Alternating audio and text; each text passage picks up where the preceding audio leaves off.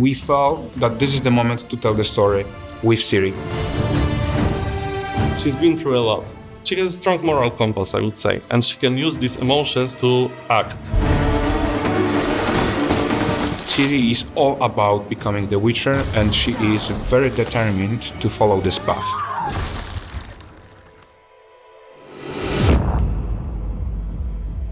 At the very first meeting with CDPR, I saw how much you want to ground this story in the past, at the same time giving a start to a new saga.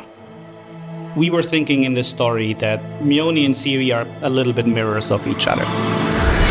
The traditions of Stromford essentially mean that Mjolnir has to be sacrificed. That's her destiny, and she accepted that destiny.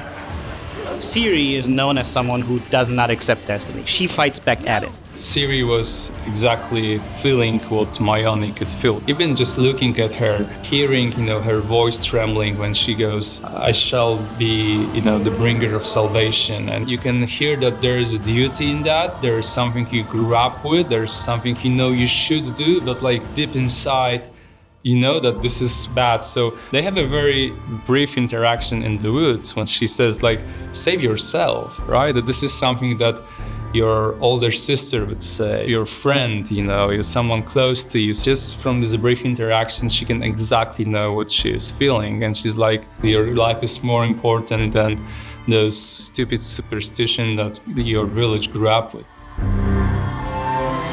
One of the really important things was for the viewers to feel as Ciri would feel, so you could see how the story unfolds together with her and get the same emotional flow as she would get as she was trying to fix the issue of the village. The way she kills the monster, the way she reacts to the people killing Mjolnir, it's different than what Geralt would do. She lives through these emotions, she's connected with herself.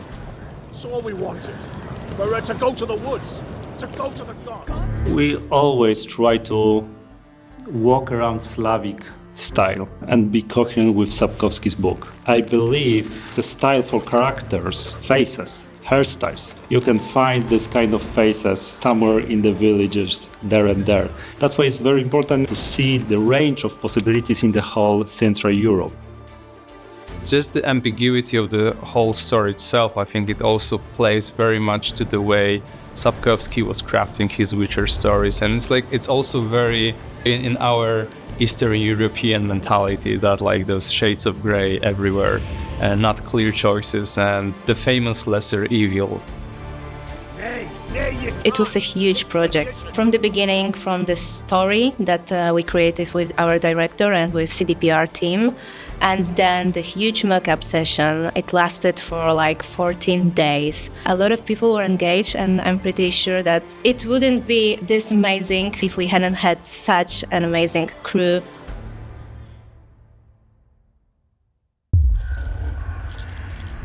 We want you as a viewer to get really into this world, to get close to these characters, to understand what they're going through, because this world is brutal, it's visceral, it's grounded, and we want you to feel it. The whole idea for the trailer was that we want to have natural looking camera, not artificial one, not CGI. That's why we decided to record all those virtual cameras on stage and then later use it.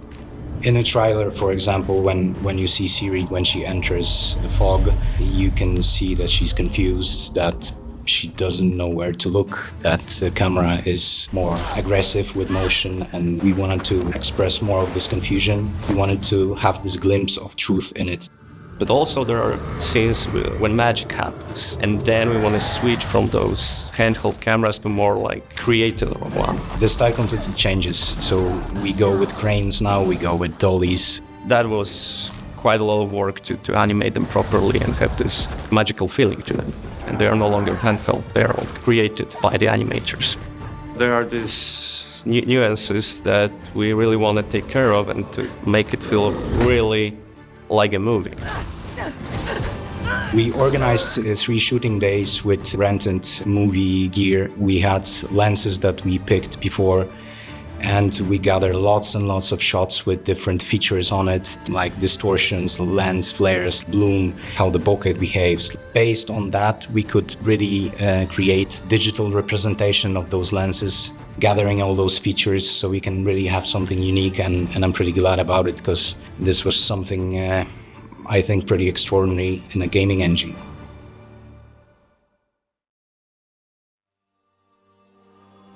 My favorite part is the beginning, essentially. It's where we parallel the traditional preparations that Mioni goes through and then the Witcher preparations that Ciri goes through. For the Mioni, we had a more pleasure to eye color palette and a bit warmer. But for the Ciri, we set up our environment darker and more moody. We wanted to create a bit more mysterious mood, which allows us to create more dense atmosphere and bring to the table a bit different story, because at the end, both of characters having a unique story behind preparation. Ciri is watching Jivan saying goodbye to Mioni, saying about destiny, saying that she was kind of born almost, meant to make it, right, kind of save them. It was really important for us to actually write this monologue in a way that Geralt could have said that about Ciri as well. Dearest daughter, I've watched ye grow from a devilishly curious child into a remarkable young lass with much grace, wisdom, and kindness. That makes me emotional because this is also something that she was fighting her entire life. Almost all the time, someone wanted something from her.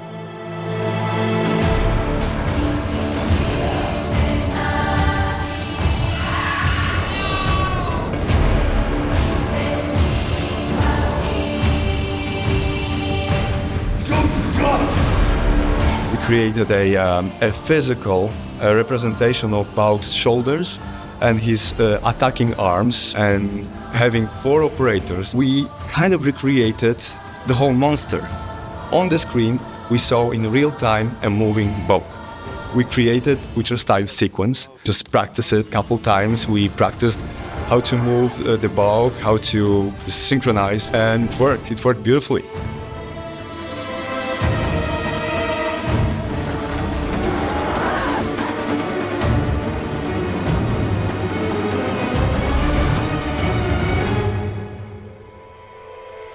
When it comes to cooperation, like from the animation perspective, we did start with animation guideline for the Bauk. I've known Bauk for a while, and I kind of found a way to divide him into 3 specific parts. So when it comes to the head, for us, it's kind of like a goblin head on a neck of a snake. The front arms are as similar to jaguar as possible, while the pincers are literally scorpion claws, and the tail and the back legs are literally dinosaur. And because of that, we're able to actually create this kind of animation Bible for the Bauk. And then it kind of allowed us to really quickly build this common language to make sure that what we animate at CD Projekt is actually as close as possible to what you see in the trailer. Journey with Unreal Engine was wonderful. We were able to have much more tries and instant preview and much more iterations to get to the proper final result.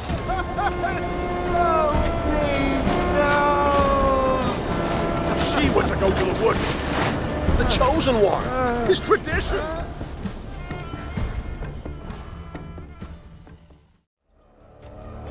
Well, the first thing that puts a smile on my face is the runtime, of course. I'm really glad we could pull off 6 minutes so that even if you don't know anything about The Witcher, you can just play it, watch it, and it's a short story that's understandable from the start to finish. I love the slow burn, which is something very unique for a game trailer, I would say.